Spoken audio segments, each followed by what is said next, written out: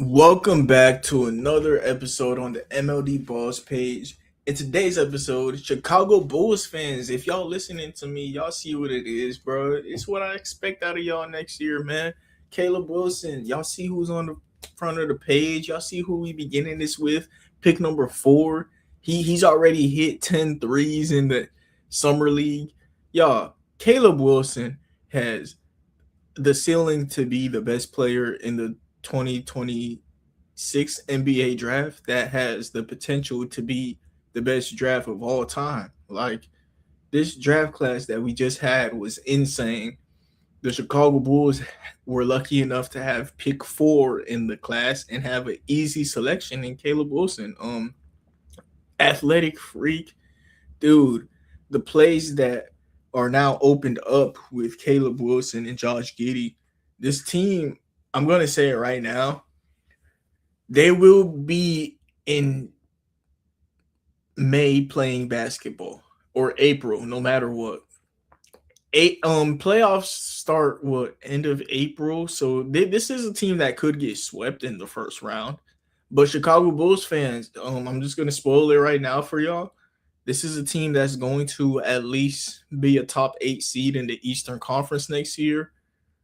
The three best players, three of y'all best players just got added. Caleb Wilson, Nicholas Claxton, and Norman Powell. Dude, that is 3 awesome additions, man. Dude, Caleb Wilson. That starts off with the defense that this team is going to be playing. They have Nicholas Claxton, Caleb Wilson, Matas Buzelis. That defensive front is tough. And then Josh Giddey and Norman Powell are like neutral defenders at their positions. And then you have Tiago Splitter, who, y'all, Caleb Wilson has been the talk of the past week and how awesome he's been because of his 3-point shooting. Everything that Caleb Wilson does inside of the 3-point line is a given. This man's 3-point shot, Chicago Bulls fans, let me tell y'all this. If Caleb Wilson is a 35% 3-point shooter for his career, he's a Hall of Famer. Like, if he's going to shoot 35% from the 3, the way that he gets to the rim, the way that he dribbles, the way that he rebounds, the way that he plays defense, if he's going to play the game like that and hit threes, this is a Hall of Famer. So you got a cornerstone piece right here. You got Norman Powell for like the end of his career, just to be a shooter and keep the offense flowing, you know. Nicholas Claxton to be a traditional big, just be a big man, you know. And then you got a star in Josh Giddey, and the guy who I think could be the final piece in Matas Buzelis. Matas, bro, really is wherever he goes is what the ceiling of this team is. The Miami Heat just had Tyler Hero be a part of a trade package that got us Giannis Antetokounmpo. If the Chicago Bulls have Caleb Wilson go on the trajectory that he's capable of, Norman Powell is an all-star again this year. Josh Giddey becomes an all-star. So you have 2 all-stars. You have 2 borderline all-stars in Josh Giddey and Norman Powell. And Bulls fans, I said that this is automatically a playoff team. So I just want to get as high as possible as we can on this team, right?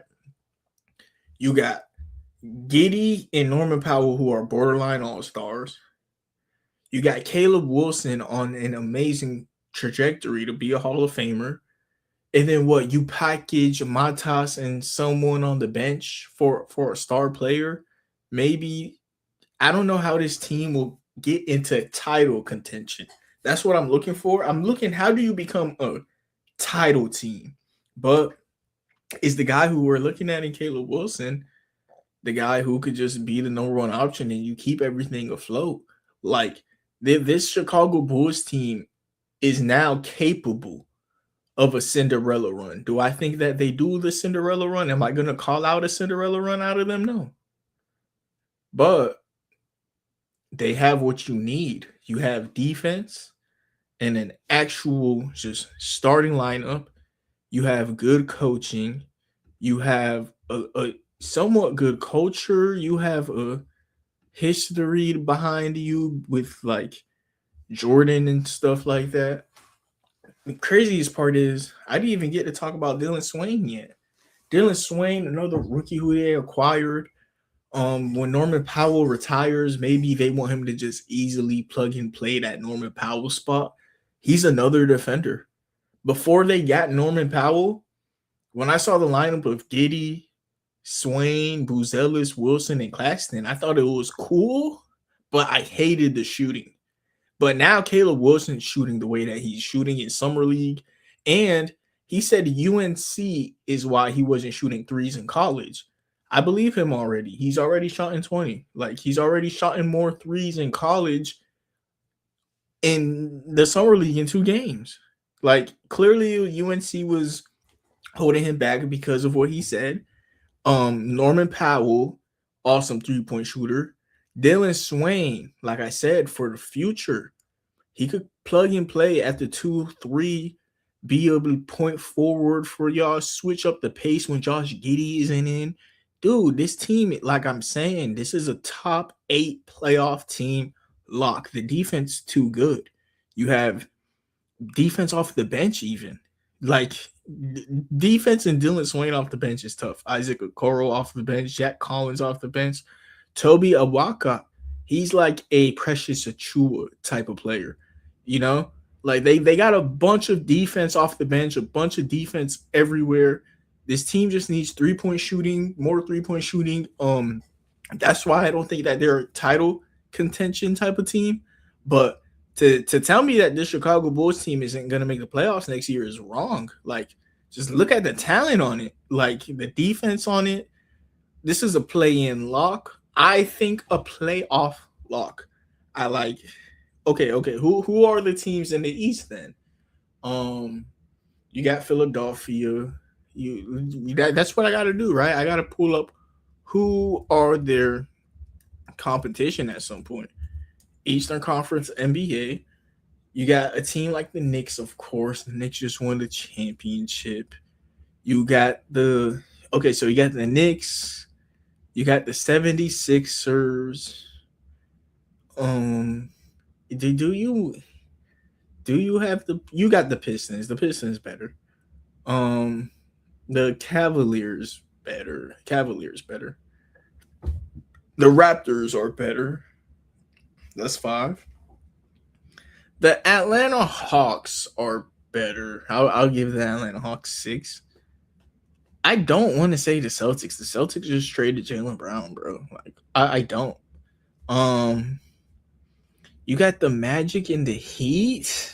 I mean, how much better?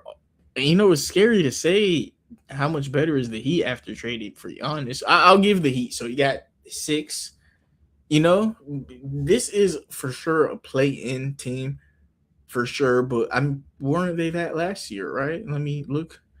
No, they weren't actually. Wow, this team missed the play-in last year. That's embarrassing.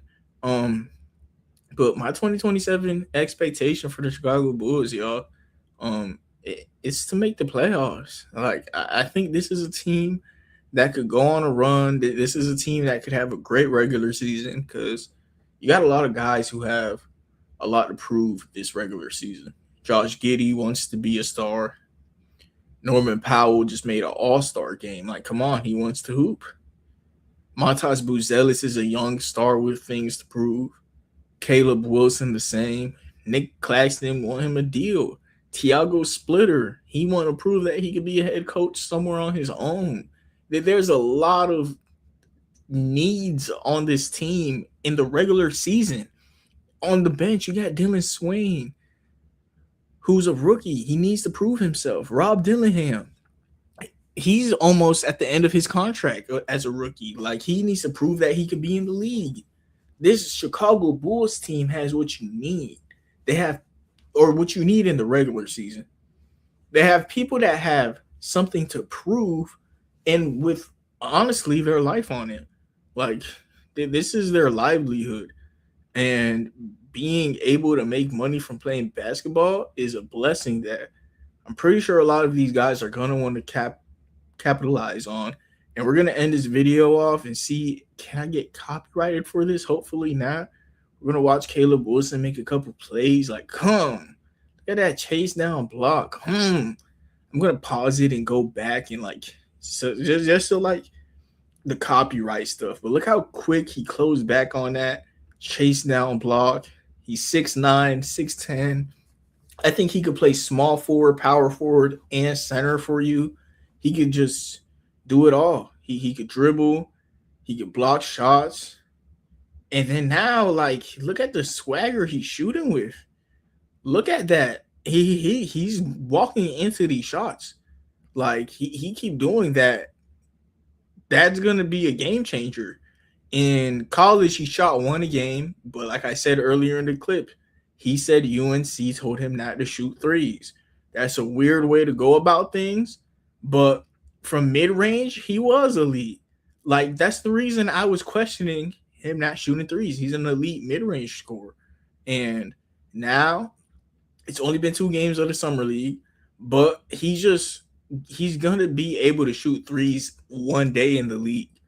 You know, no matter what. Like, I'm already seeing that he's willing to shoot. We're seeing here, like, look how the shots are flowing off. You know, he was shooting 1-3 game in college. That's why I was a little bit scared of him.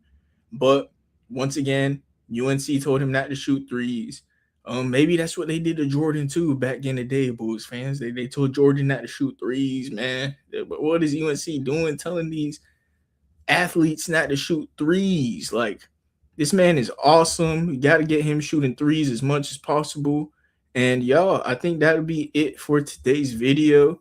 Thank you, everybody, for tuning in. Chicago Bulls, scary team. Scary team. I just showed you what Caleb Wilson's capable of. We know what Josh Giddey's capable of. Norman Powell's an all-star. Tiago Splitter's a great coach. Matas Buzelis, young guy, need to prove himself. But like I said, that's a good thing. You got a lot of young guys who need to prove themselves. They're going to do it this regular season. Bulls are going to be a great regular season team, y'all. They're going to have so much things that they're going to have to build upon. And we're going to see in the following years, are they going to take those next steps necessary?